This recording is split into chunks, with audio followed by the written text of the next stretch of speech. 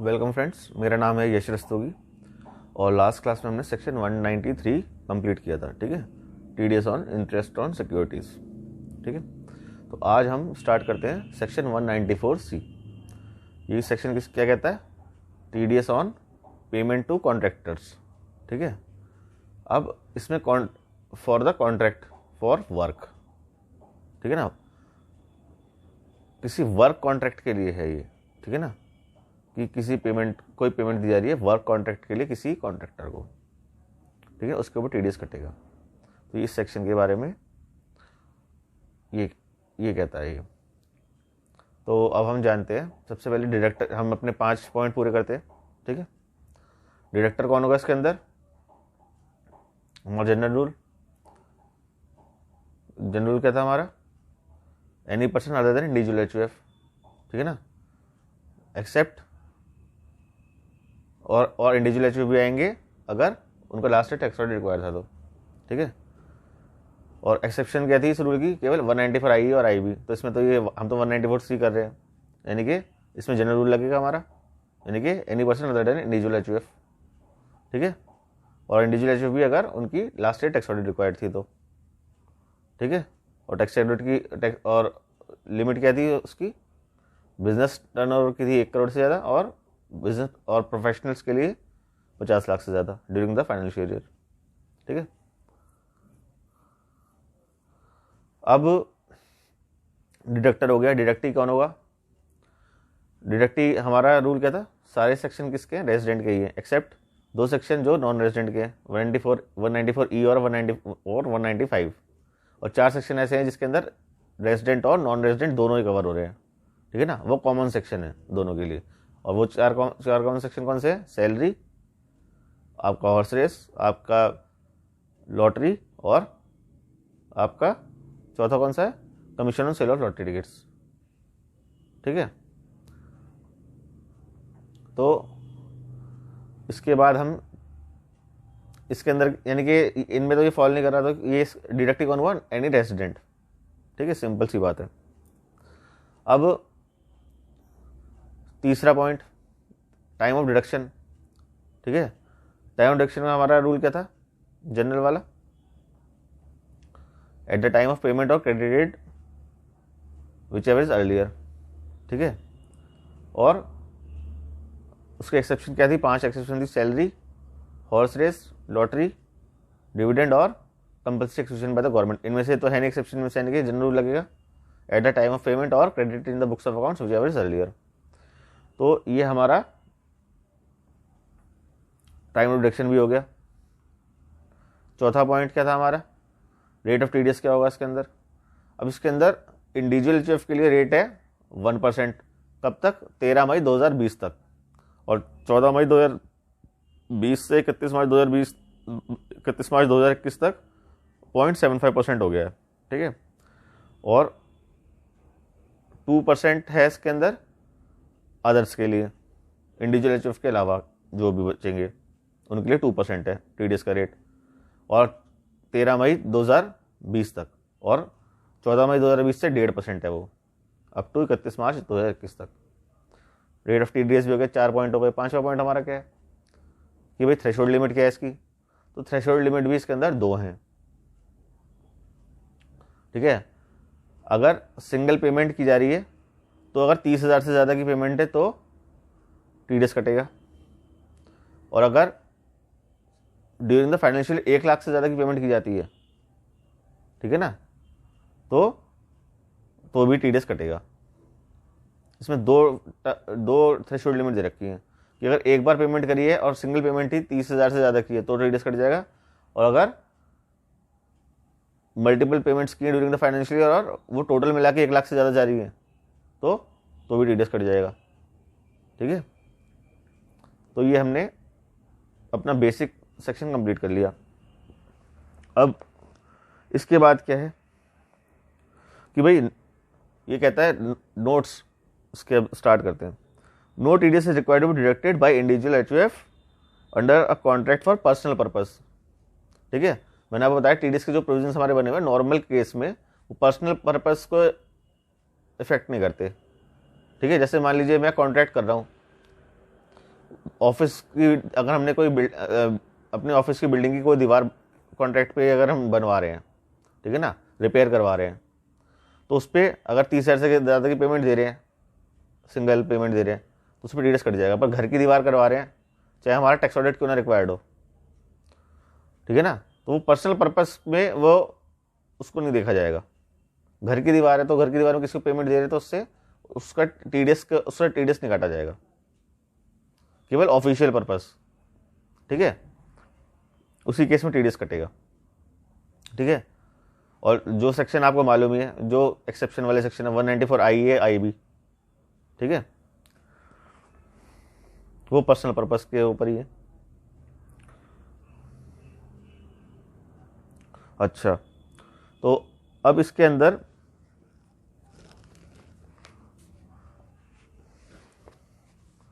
अब कॉन्ट्रैक्ट क्या है, कॉन्ट्रैक्ट फॉर वर्क इन्होंने बोला है इसके अंदर, ठीक है। तो अब कॉन्ट्रैक्ट किस तरह के हो सकते हैं, थोड़ा सा एग्जांपल से इसको समझेंगे हम, ठीक है। जैसे कि मान लीजिए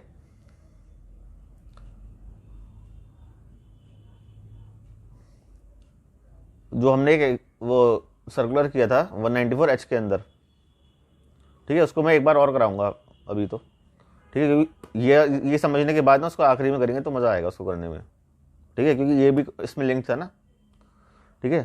तो मान लीजिए कि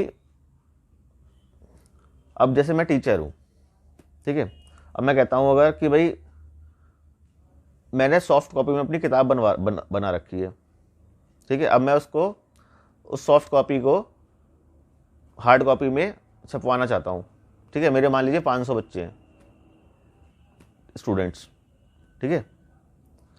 तो अब 500 स्टूडेंट्स के लिए मुझे वो किताब छपवानी है, तो 500 कॉपीज लगेंगी वो, ठीक है। तो अब मैं प्रिंटर के पास जाता हूँ, कहता हूँ जी मेरी किताब छाप दो, ठीक है।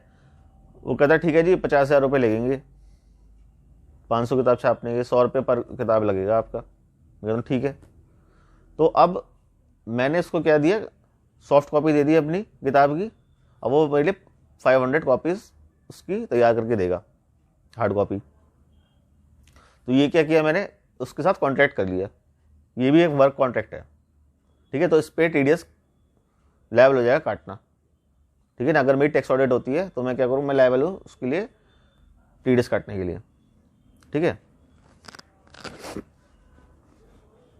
ऐसे ही मान लीजिए कि भाई अब मैं टीचर हूँ, तो मान लीजिए मैंने कहा कि भाई मैं अपने स्टूडेंट्स को बैग देना चाहता हूँ अपना, ठीक है ना। तो मैं एक टेलर मास्टर के पास गया, मैं उनसे बोला कि भाई एक काम करो जी, मुझे 500 बैग चाहिए, बना के दीजिए, ठीक है। तो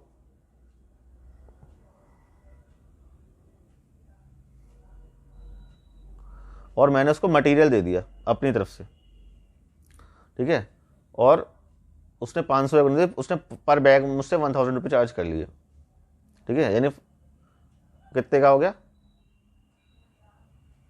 5 लाख रुपए के बैग हो गए, ठीक है ना। 500 इंटू 1000, ठीक है। तो ये भी एक वर्क कॉन्ट्रैक्ट है कि भाई टेलर से बैग बनवाए, ठीक है।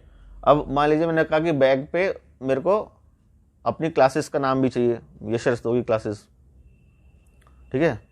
तो अब मैं प्रिंटर के पास दोबारा गया, प्रिंटर को बोला भाई इसके ऊपर यश रस्तोगी क्लासेस छाप दो, इनका ठीक है जी 50 रुपये पर बैग लगेंगे, इनका ठीक है छाप दो। तो ये भी एक वर्क कॉन्ट्रैक्ट हो गया, ठीक है। तो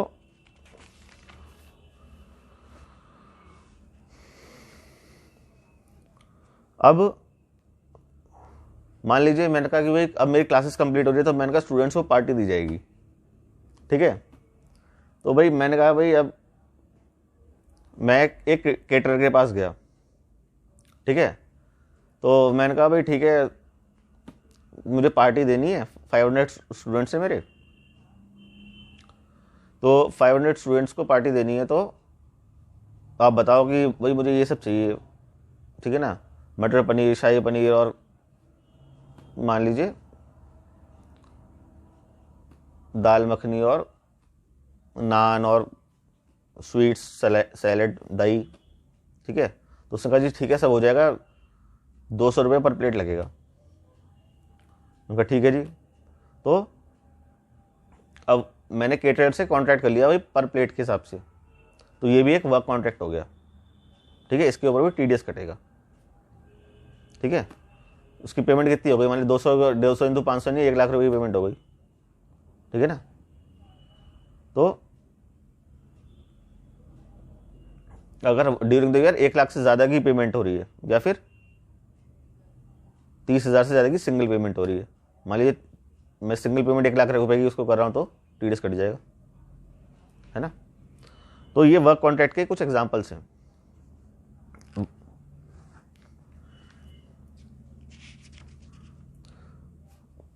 अब मान लीजिए कि मैंने ऑफिस की जो मेरी दीवार है वो रिपेयर करवा रहा हूँ, ठीक है। अब मैंने मिस्टर B आए, उनको कॉन्ट्रैक्ट दे दिया कि ठीक है जी, उससे कहा जी 20,000 रुपये लगेंगे, 40,000 रुपये लगेंगे बल्कि उसने बोला, ठीक है। मैंने कहा ठीक है जी। तो अगर मैं उसको इकट्ठे 40,000 देता हूँ सिंगल पेमेंट में, तो उसका TDS कट जाएगा, ठीक है। पर अगर मैं जैसे उसको देता हूँ, मान लीजिए 20,000 रुपये, फिर 20,000 रुपये,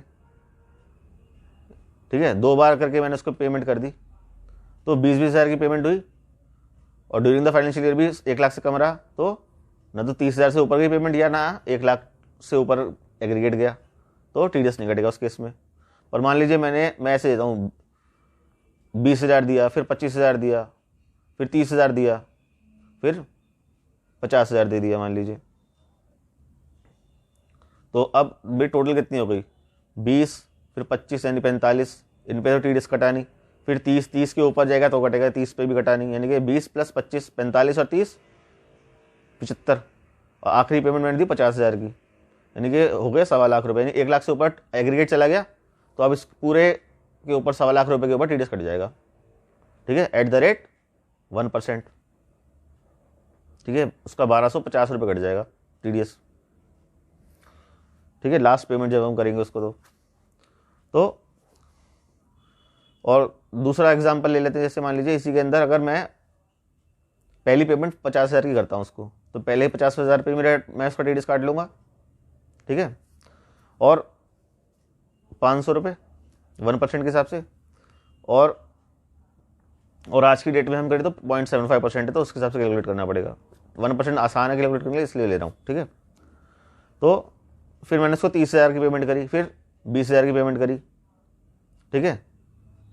तो और फिर मैंने उसको मान लीजिए और 10,000 की कर दी, यानी 1,10,000 दे दिए, तो सब पे कट जाएगा टोटल पे, क्योंकि पहले हमारा 50,000 रुपये कट गया था, उसके बाद बाकी की जो ये 60,000 और आए हैं उसके ऊपर भी कट जाएगा, जैसे एग्रीगेट 1 लाख से ऊपर जाएगा तो